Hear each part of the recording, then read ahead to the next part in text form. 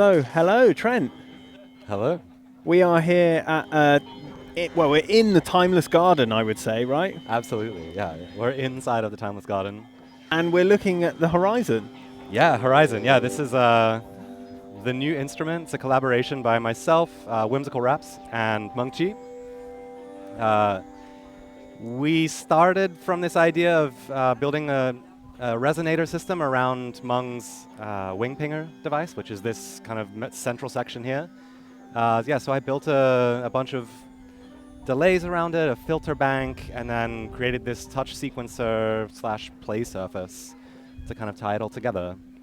So, tell us, how does it work? Because it's pretty strange looking in comparison to what you might expect on the as a synthesizer, right? Yeah, for sure. So maybe I'll just show you a few quick things. So right now we're just hearing two sine waves, which are the two, they're the same frequency. These two filters. And right now I can kind of play some melodies with them. Or instead of that, we can make some fun sounds with feedback and FM. Wow, things are going very strangely. So there's like this nice stepped modulation thing that happens. You can get really weird Rungler kinds of sounds. And then we have FM, which gets really nasty, if you want it.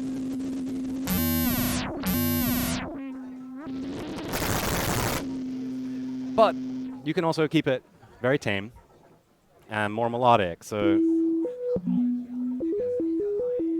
with this touch sequencer, you can kind of hold down multiple keys. You can latch them in with this button. And your melodies are going to be controlled by these sliders up here, which kind of configures the sequence. And is that kind of like pitch quantization, is that kind of set, or is that just with those sliders that you kind of adjust the quantization? So the quantization that happens through here is configured by this system, which is the tuning. It's a kind of just intonation, but much more accessible than most just intonation scale systems. So we can, with a simple switch, we can have like a more minor sound as we move through. You can have both channels working at the same time with variable step lengths. We have this this knob over here is the delay time, but it also controls the speed of the sequencer. So delay, yeah. We have the kind of surrounding resonator system, which here I'm just controlling the kind of frequency zones of the filter bank, and then we have the delays up here. So is that a different delay per side, or? Yeah, one delay on each side, and they're at different rates. So we can throw these faders around to create different kind of harmonics that come through. So it's different divisions of this delay time over here.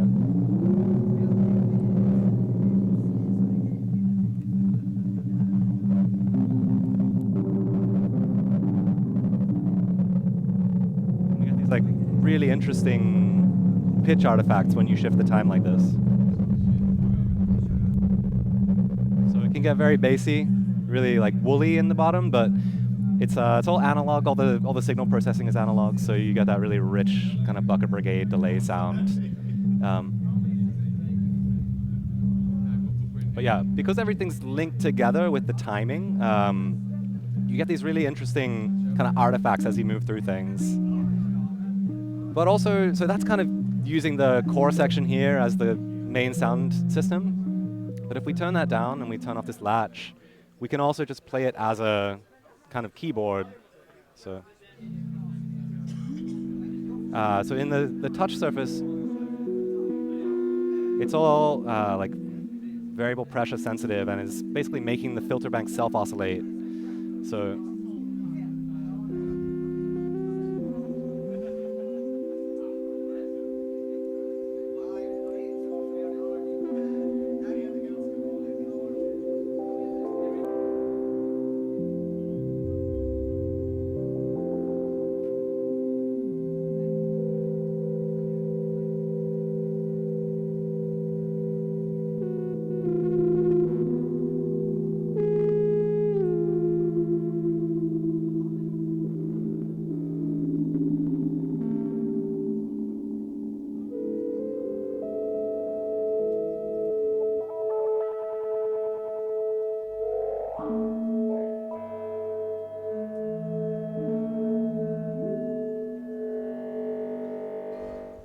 Yeah, so it gets into these kind of lovely harmonic places.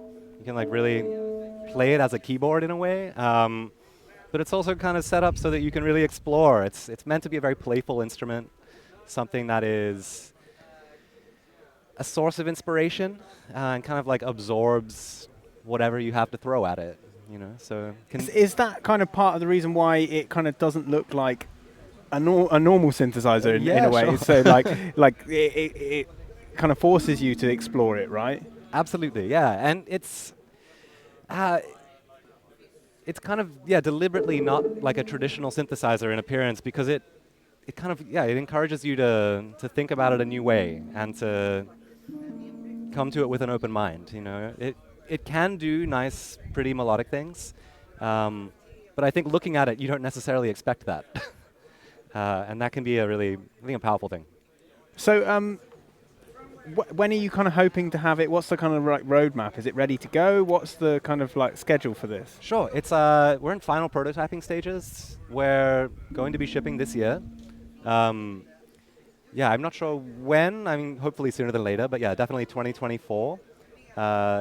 And yeah, it's pretty much ready. The interface itself will probably change a little bit.